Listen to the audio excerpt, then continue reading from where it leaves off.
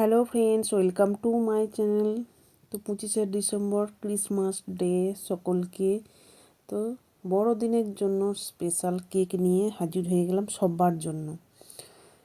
তো বাড়িতেই যদি এমন সুন্দর ফ্রুট কেকস বানানো যায় তাহলে আর দোকান থেকে টাকা খরচা করে কেনার প্রয়োজন নেই। দেখতেই পাচ্ছেন কতটা স্পঞ্জি হয়েছে।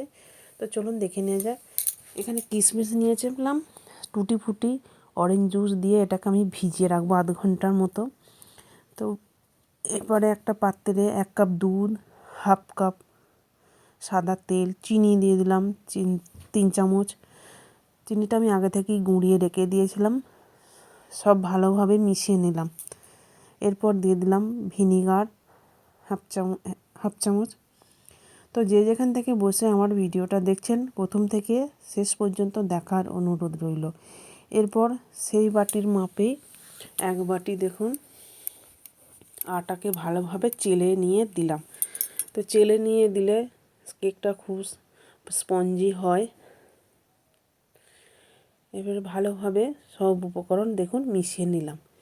এরপর চালনিতে আবার 1 চামচ বেকিং পাউডার আর 1 চামচের 4 ভাগের 1 ভাগ বেকিং সোডা, ওটাকেও চেলে নিয়ে এর মধ্যে দিলাম। এরপর সেই ভিজিয়ে রাখা ফ্রুটগুলো দিয়ে দিলাম। আবারও ভালোভাবে মিশিয়ে নিলাম। এটাকে আমি প্রায় ঘন্টাখানেক রেখে দিতে পারলে খুবই ভালোই হয়। এরপর শুকনো দেখুন ফলগুলো যেগুলো নিয়েছি, ড্রাই ফ্রুটস, চেরি, কিশমিশ, কাজু, চিনাবাদাম, সব মোরব্বা, এগুলোকে সব ছোট ছোট করে কেটে নিলাম।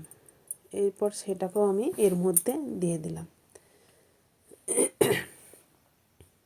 এরপর একটা ক্যারামেল বানাবো, সেই জন্য কড়াইতে সেই বাটির মাপে হাফ বাটি চিনি দিয়ে দিলাম। আঁচটা একদম লো আঁচে রেখে এটাকে ক্যারামেল হতে দিতে হবে, তাহলে কালারটা খুব সুন্দর হবে। এইভাবে দেখুন চিনিটা প্রায় সব গলেই গেছে।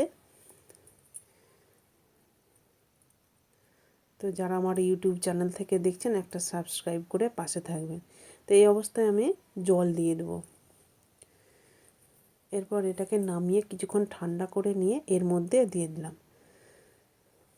তো যারা আমার নতুন বন্ধু আছেন একটা সাবস্ক্রাইব করে পাশে থাকবেন, বেল বাটনটি অল করে রাখুন, তাহলে আমার রেসিপি ছাড়ার সাথে সাথে সবার আগে আপনার কাছে পৌঁছে যাবে। তো বাড়িতে অবশ্যই বানিয়ে দেখুন, কেমন হলো কমেন্ট করে জানাতে ভুলবেন না। সব শেষে দিয়ে দিলাম 1 চামচ ভিনিগার। আবারও ভালোভাবে সব উপকরণ মিশিয়ে নিলাম। এরপর যেটা আমি ব্রেক করতে দেব সেই পাত্রটায় তেল মাখিয়ে নিলাম। সেই মাপে একটা খবরের কাগজকে কেটে নিলাম, সেটাতেও মাখিয়ে নিলাম। চাইলে আপনাদের কাছে যদি বাটার পেপার থাকে সেটা দিতে পারেন। এরপর মিশ্রণটা আমি এর মধ্যে ঢেলে নিলাম। এরপর একটু ট্যাপ করে নিলাম যাতে পুরোটা সব চারদিকটাই ছড়িয়ে দিলাম। কড়াটা দেখতেই পাচ্ছেন আগে থেকেই প্রি হিট করে নিয়েছিলাম।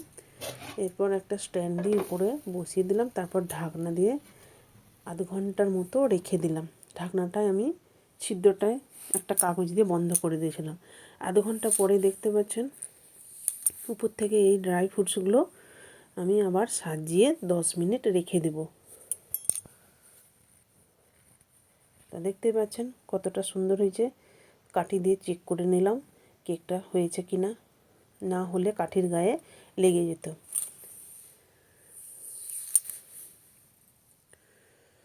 ভিডিওটা শেষ পর্যন্ত দেখার জন্য অসংখ্য ধন্যবাদ।